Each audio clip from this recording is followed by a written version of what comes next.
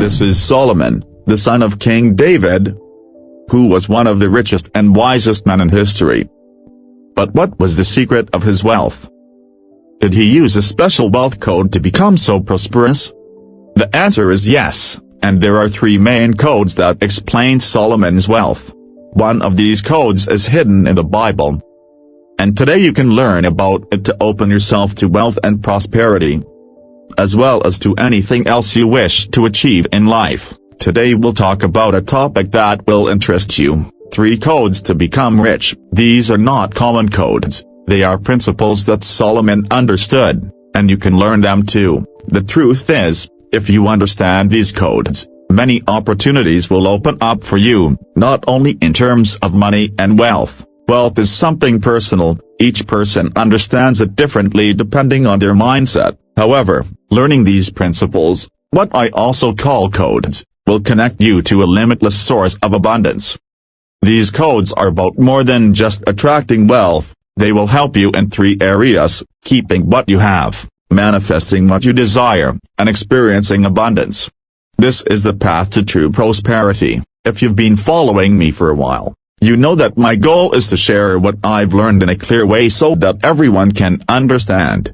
If you've made it this far, don't forget to like this video. It will give you a lot of high-value information. This video might be long, but the information I'll share is very valuable. So please pay attention and stay until the end. I'm really glad to have you here. I'm proud that you're part of this.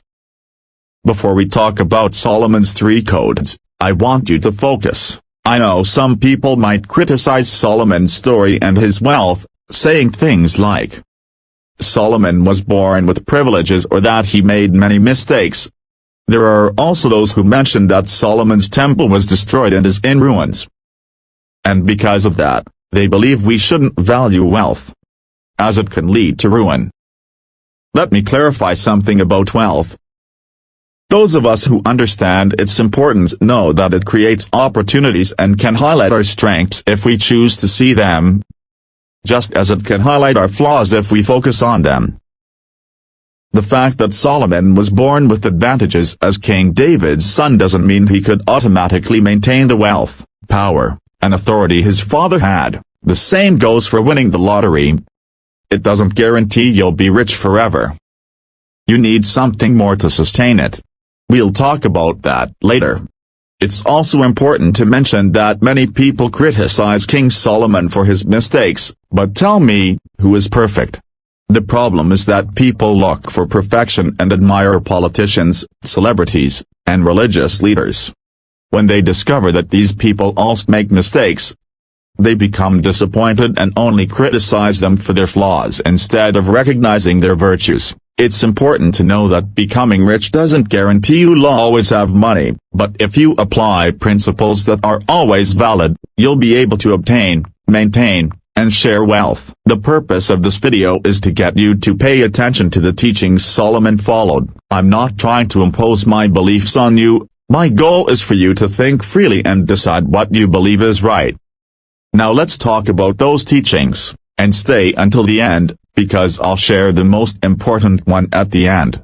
God appeared to Solomon in a dream and said, "Ask me for whatever you want, and I will give it to you." Solomon asked for wisdom and knowledge to guide his people.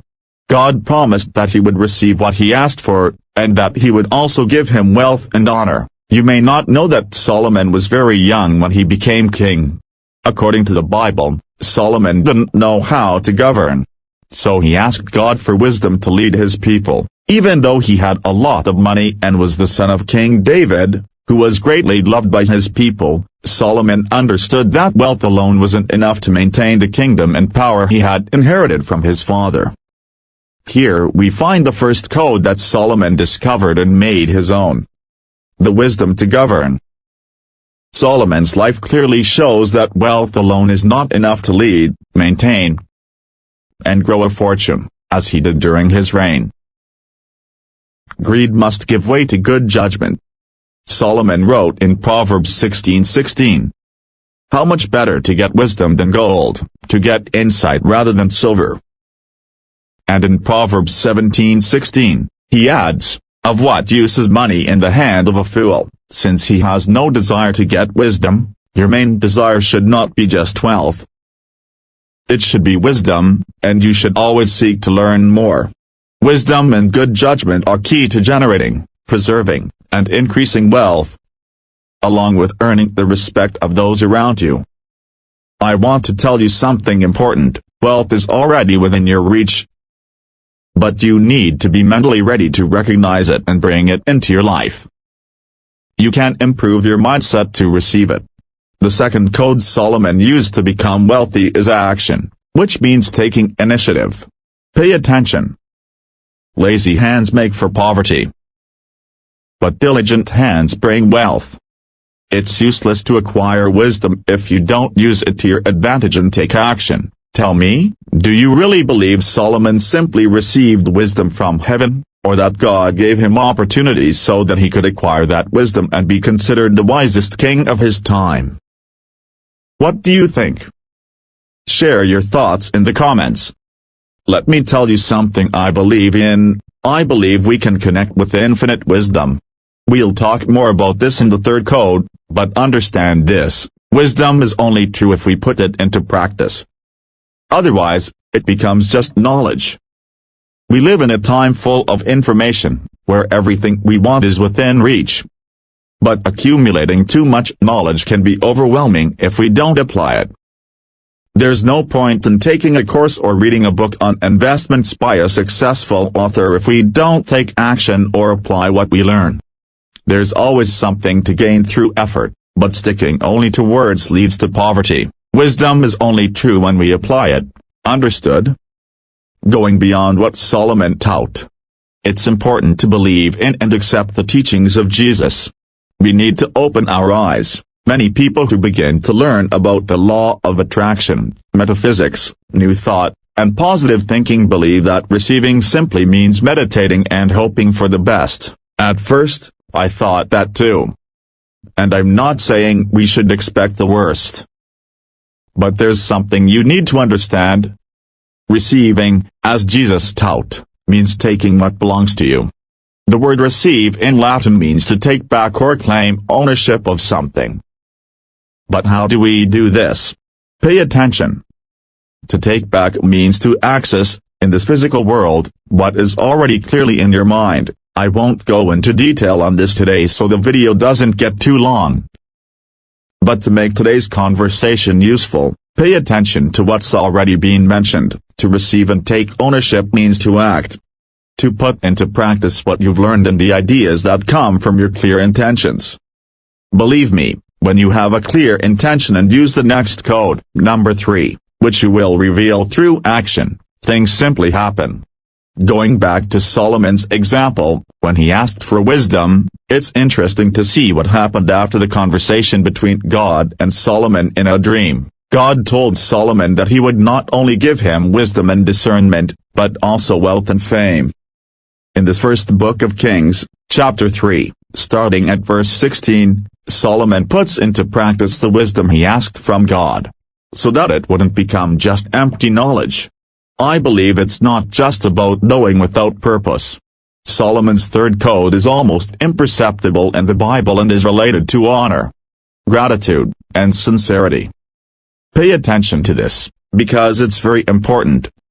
Solomon loved the Lord, which he showed by following the teachings of his father David. He also offered sacrifices and burned incense in sacred places. King Solomon went to Gibeon to offer sacrifices, since it was the most important sacred place, and there he offered 1,000 burnt offerings on the altar. Let me clarify something. I'm not saying I agree with animal sacrifices. That doesn't make sense to me. However, in Solomon's time, this was a common practice and, within the context of that era, it was an act of gratitude. And that's the point I want to highlight. Solomon had a sincere and grateful heart. This is evident when God, in a dream, says to Solomon, "Ask for whatever you want me to give you."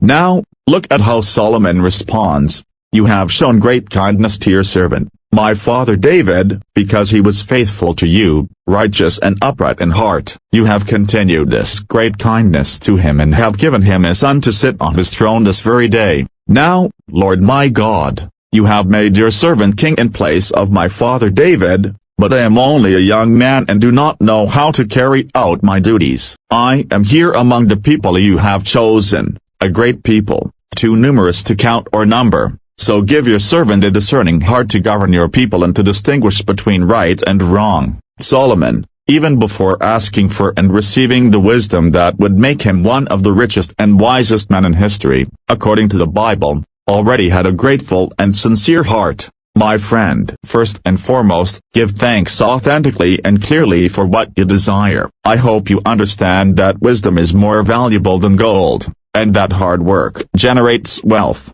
And if you don't know what it means to have a good job, I encourage you to look into it. Also, a grateful and sincere heart is connected to the infinite source, where all answers and solutions reside. Our video is coming to an end, but our conversation can continue in the comments. I hope you enjoyed today's content.